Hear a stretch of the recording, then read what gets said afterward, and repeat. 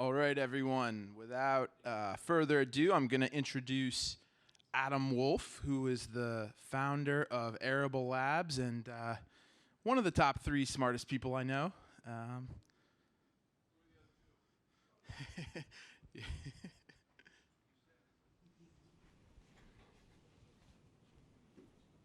When Nick invited me here, he didn't tell me that I was following the cure for cancer.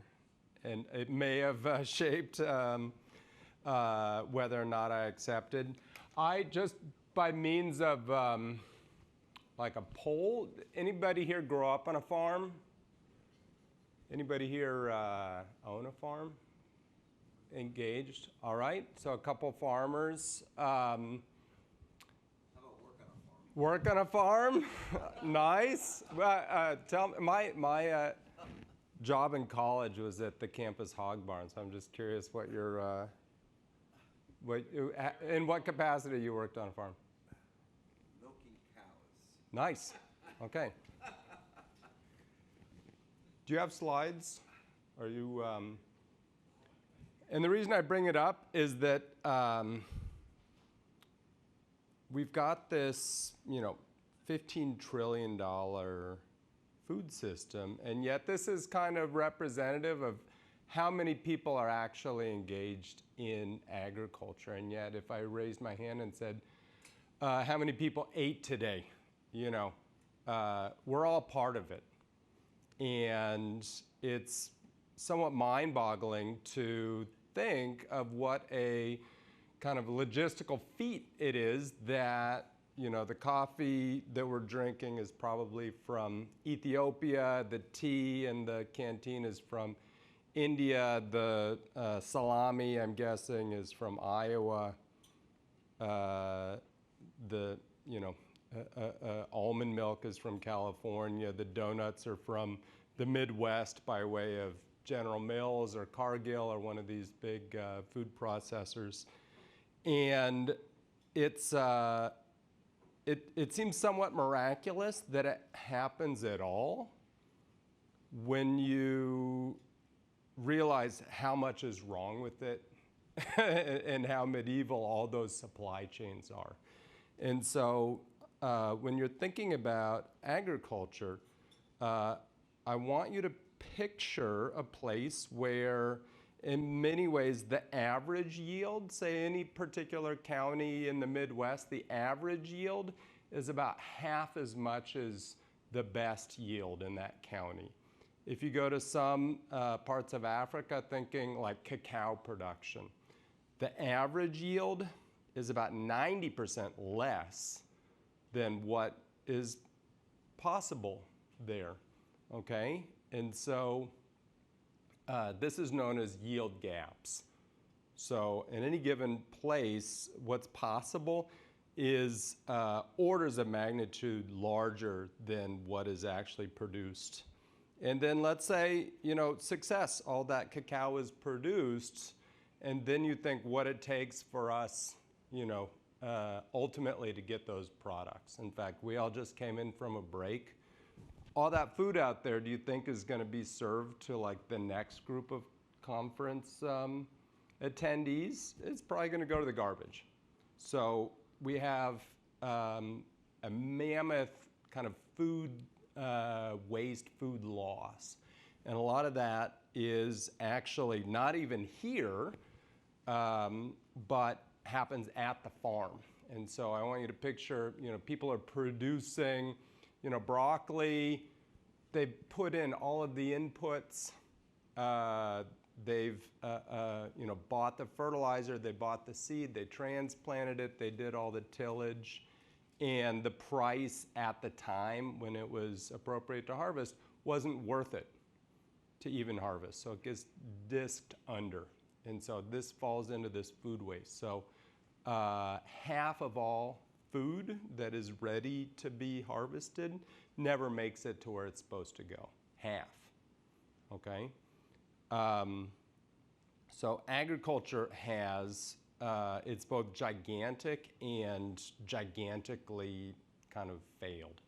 And so you have to start to wonder, well, how is this all supposed to work if think of the technology that's in my room. I'm gonna, shoot a laser and make the, the PowerPoint advance, and yet just the kind of simple act of getting sun to hit the plants and ship those potatoes to where they need to go is fraught with so much error. And it's almost, hard to imagine any other industry where that would be possible. Okay, so if we make agricultural weather stations.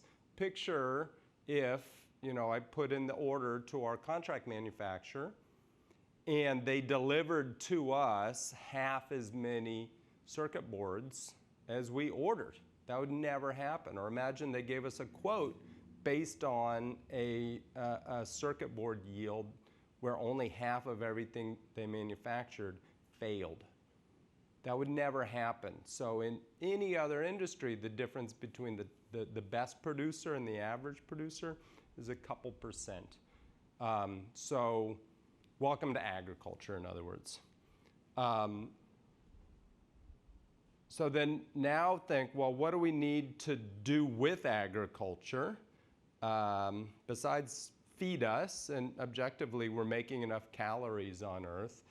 But agriculture is a third of all greenhouse gas emissions. And a part of that is land use change. So our demand for the foods that we eat leads to deforestation in the tropics.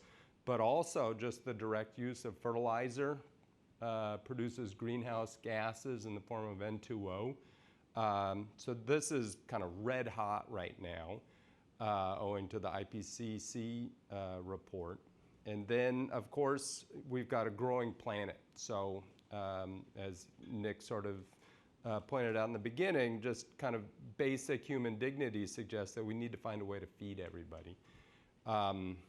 So along comes digital agriculture. Now, what is the promise of what we are trying to do? So many of these kind of problems that I'm describing to you are totally solvable. There are ways to make good decisions if we line up the data in a way that people can make those decisions.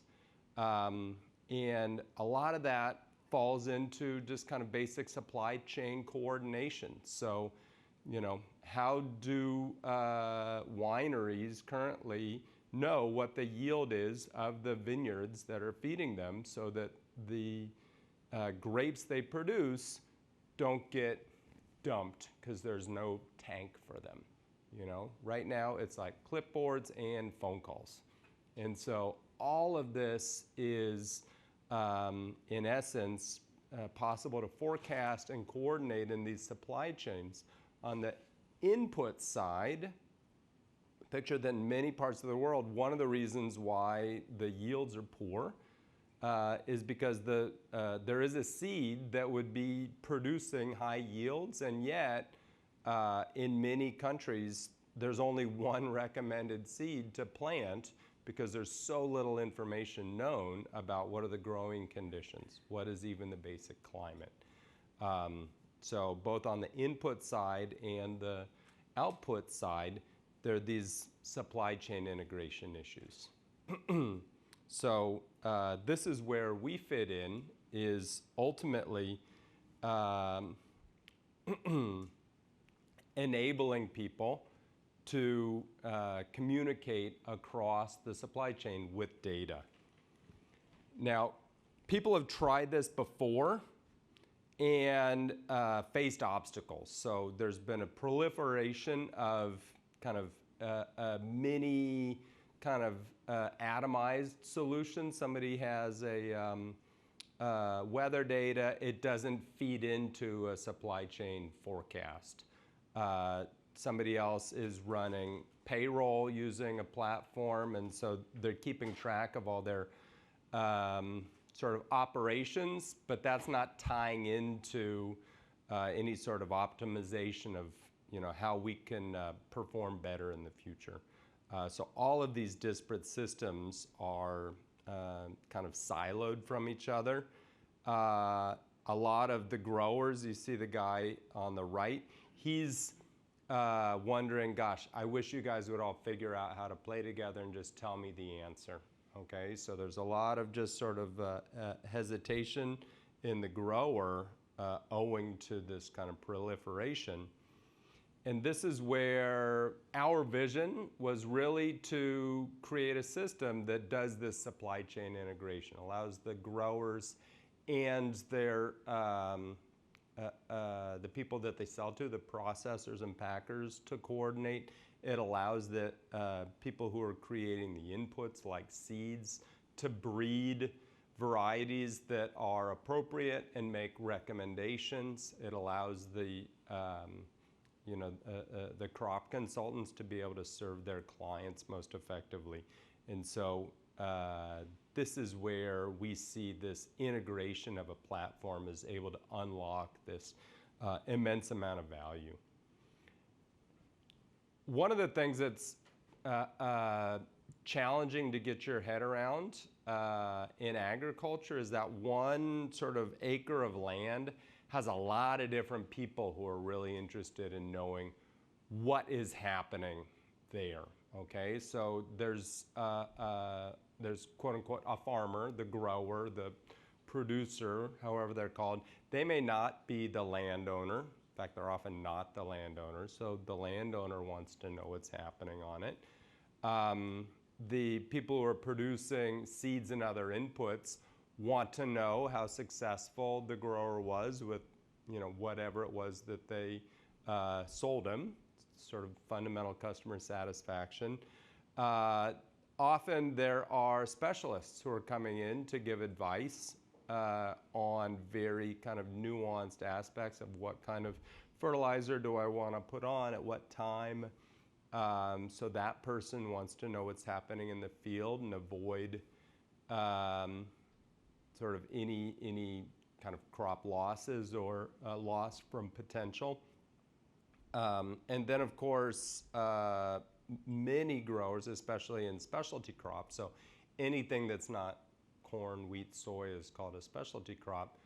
Those are usually going directly to the processor for which they've already contracted it. So nobody, ends up with a crop of almonds and wonders, okay, now who I'm going to sell it to. It's already probably been established that they're going to sell it to Olam or to Blue Diamond, And so usually those people who are buying all the product, they're really keen to know when is it going to be available, is it high quality.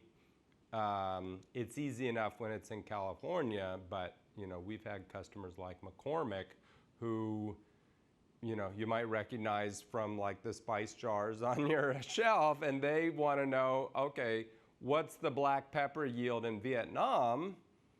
Because if it's not going right, then we need to source some extra from Madagascar, both of which they have almost no information about what is reality. And so many companies that are trying to just balance this very sparse information to figure out how to reliably ship us black pepper. We just kind of take it for granted that it's almost like a mineral as it shows up on the grocery store shelf, but in fact it's an agricultural product. So we end up naturally kind of serving a lot of different players within this agricultural ecosystem. And so you could see on the left we've got the folks who are providing inputs, okay? And so it's a very consolidated industry, as I'm sure you know, where you've got Bayer, formerly there was Monsanto, Dow, DuPont, Pioneer, all merged, and then they farmed out an entity called Corteva, which is their kind of ag seeds and chemicals business. Yara is the largest nitrogen fertilizer company in the world. FMC, largely tractors and automation, but you can see that all of these companies have a particular line of business and are looking for kind of fundamental R&D data to know how they can do it better, based on, actual weather realized in the world. If we take just one example like Bayer, they have vegetable trials that are on 4 different continents that they're aggregating the data. None of the conditions at those sites is the same, even if the genetics are identical. And so fundamentally, they're trying to make meaningful, monetarily material decisions based on messy data, and we help them sort of collect cleaner data. Very similar on the food and beverage side. If you look at Mars, fascinating company, chocolate. Again, they're on 4 different continents where they are sourcing, and they're always trying to figure out, how do we optimize production? Again, given that cacao production is, the average is 10% of what's possible, they want to make sure that their future productivity comes from, yield enhancements instead of deforestation. And so this has like a direct bearing on their impact on the world, and they're very, naturally sensitive to it. So that ends up, again, being a research tool, and then kind of transitions into a recommendation system. Now that we know how to produce more efficiently, how do we recommend to farmers what they ought to be doing to achieve those superior yields? And then finally, you see kind of these enterprise level farms, and many of those contract out. So, they may be working with 500 different growers out in the world. Let's say Ferrero growing hazelnuts. They have a big operation in Chile. So there's hundreds of small hazelnut farmers that they're sourcing from. They end up wanting to make recommendations to those growers, and receiving in return a reliable, high-quality supply chain.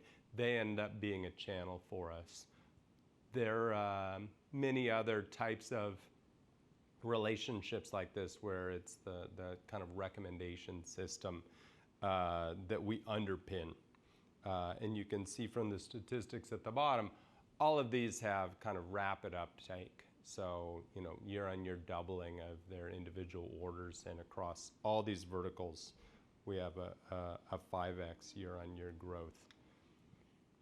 So I've said all that, but I haven't totally said what we do, okay? So on the left, you could see that we manufacture a device.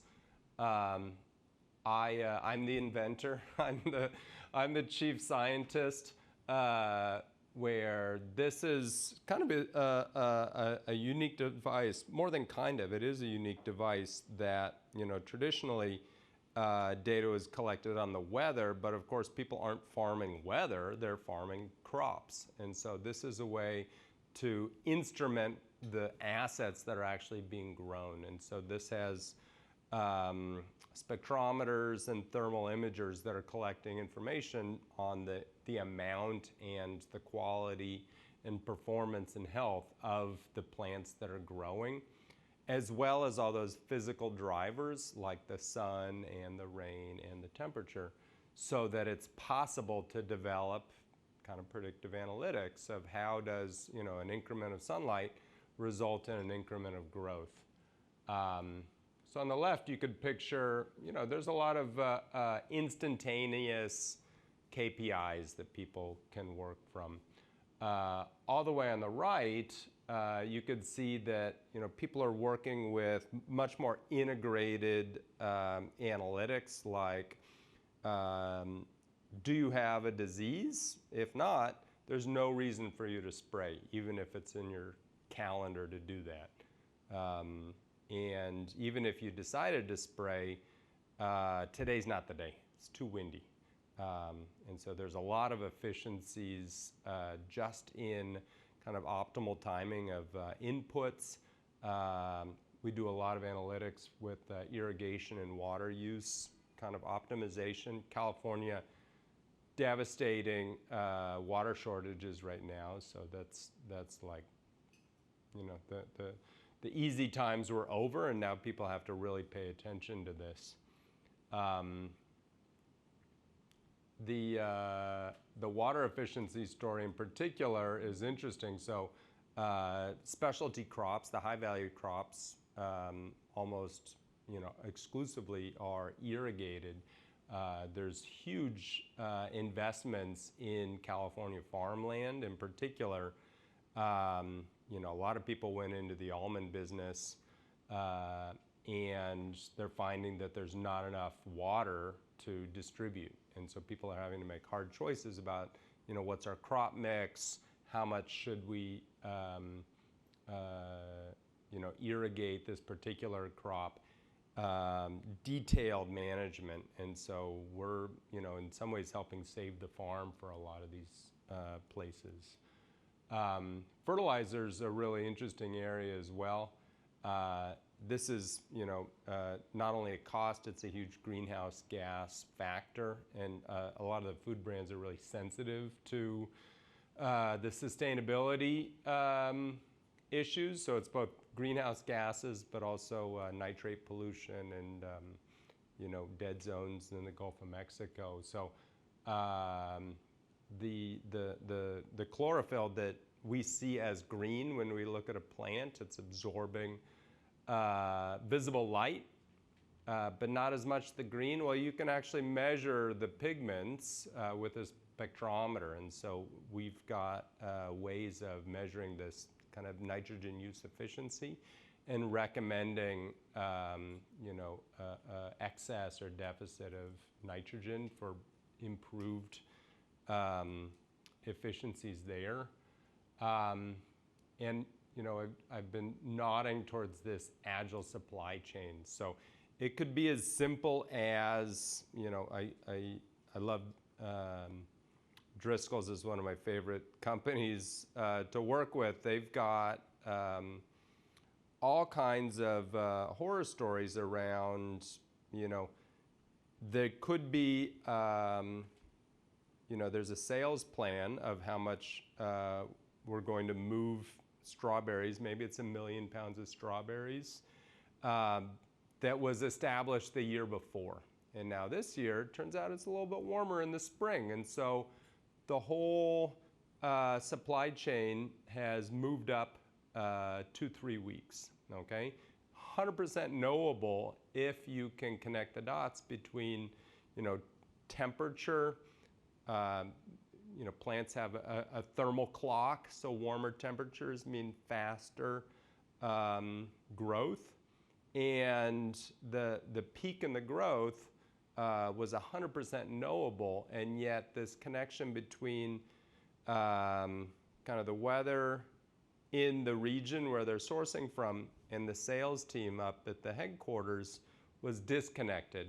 And so they could have sold a much larger amount, but instead they were stuck with a glut that was almost unsaleable because they were trying to sell it at a price that was unsustainable. So a lot of that ends up being kind of juice or waste, okay? And on the flip side, when they know that they've got crop that's under a shortage, they could charge more for it.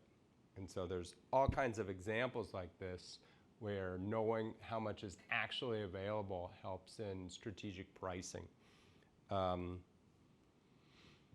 So as a company, we're very focused on these kind of data network effects. So we've got, as you can see with the graphs on the right, this is our installed base, abundant in North America, South America, Europe,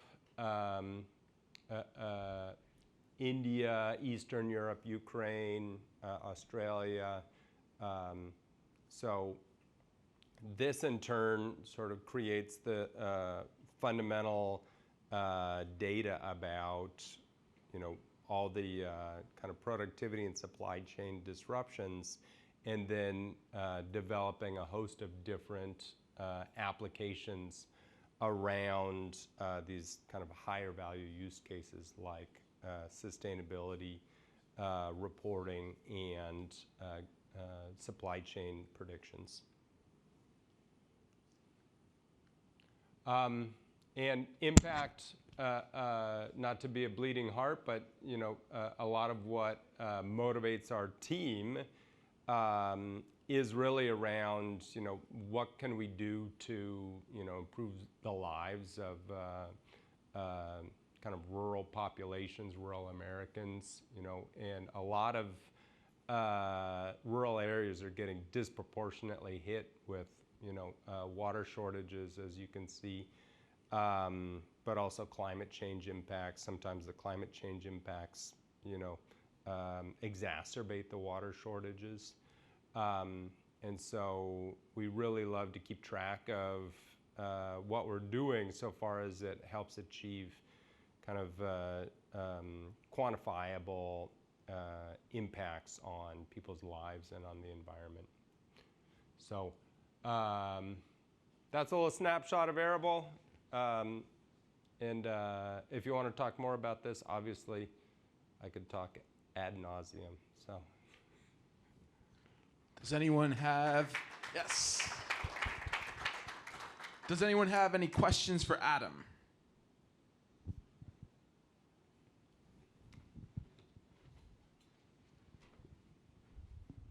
Hi, very nice presentation. How do you manage uncertainties on supply chains with things like Corona, for example, and the uncertainty around Corona, what's going to happen to your modeling? Sure. So I would put Corona in the demand side, and demand side is a bit of a dark art. We're much more in supply side forecasting. So, given that there's a plant that's receiving sunlight and it's growing, I can say, how much can be produced and when it's probably going to be ready. Is it going to be rotting by the time you harvest it? The strategic pricing, that's usually this integration of the supply with that demand projection. And so there's not a single company I've talked to that doesn't have a very close hold on what their supply projections are. And so we don't do a lot with providing the actual price recommendation, how ought you to price this, which is a long way of saying that we don't touch what you're talking about. Yes, please.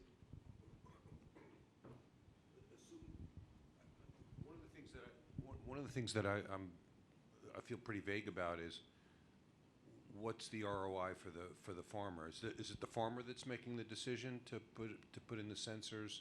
Let's say I've got 10,000 acres in peppers. Sure. What's it going to cost me, and what am I going to get out of it? Sure. One of the interesting things to think about this is a lot of people frame ROI in terms of, let's say, revenue. Are we improving the quantity that's produced? Are we improving the price of what's produced? Are we lowering the cost of what's produced? And all those, could be true in different ways. Let's say by reducing the water requirements, reducing the spray requirements, making sure that you've got people harvesting on the day it's actually ripe and not later. However, I think the real ROI is really not in terms of yield per unit of land, but in terms of yield per unit of labor. And so you're probably as aware as I am that people are mostly leaving the farm, and every generation has about half as many people managing farms as the previous generation, and yet the number of acres isn't dramatically changing. And so over most of the 20th century, when you look at technology adoption, it's technologies that increase returns to labor. Okay, so even you could point to Roundup Ready soybean and glyphosate is a way to make a farmer's life easier because they're not spending as much time sort of trying to come up with their crop protection plan. Or if you look at GPS and auto steer and tractors, it makes the farmer's life easier. And so while we talk to the growers about all those classic units of ROI, here's how much water you could save. I think what really drives adoption is in terms of simplifying what it takes to run a farm. And in the end, there's a lot of folks that are approaching retirement age, and they're not going to be replaced by anybody who's nearly as knowledgeable. And so to the extent that these companies are digitizing kind of the decision support tools and superpowering the kind of younger agronomists that are coming online, it lets that generation punch above their weight. So that's really where it comes back. And in that sense, it's not unlike all the productivity tools that I'm sure we all use, email and SMS and whatnot. Yeah. So coming from Northeast Asia, I noticed that you guys aren't up there. And I guess we have kind of smaller farms, maybe a little bit more technology enablement in the food supply chain. I mean, is your value proposition impacted by that, or you guys can still add a lot of value in Northeast Asia? Yeah, well, we've had, this isn't going to be the most satisfying answer, but Japan is on a different cell network. It's on a very specific 4G that, we had a comprehensive cell modem, but it didn't work in Japan. China, we've got a number of units, but if we are to grow to any scale, let's say we've got 100 devices there, that's at about the threshold where they're going to want to see us have a separate cloud set up to be storing the data within China. And so there's a number of obstacles to serving the Asian market that are, have been a bridge too far. Like our efforts in Vietnam were somewhat challenging, like from customs, it's like getting the items through customs. We do have some work with Mars in Malaysia and, a few different, deployments, but yeah. Did you guys deploy a mesh network at all? No, we got committed to the cell network out of, I don't know, in a sense, antagonism towards the mesh network. I know that was kind of, I think, an exciting opportunity in agriculture where, when we got started, we realized that it would be good if people had a device in a field instead of none. And the use case of having 20 or 50 devices in a field with a hub for the backhaul, wasn't the way to have the most impact. I mean,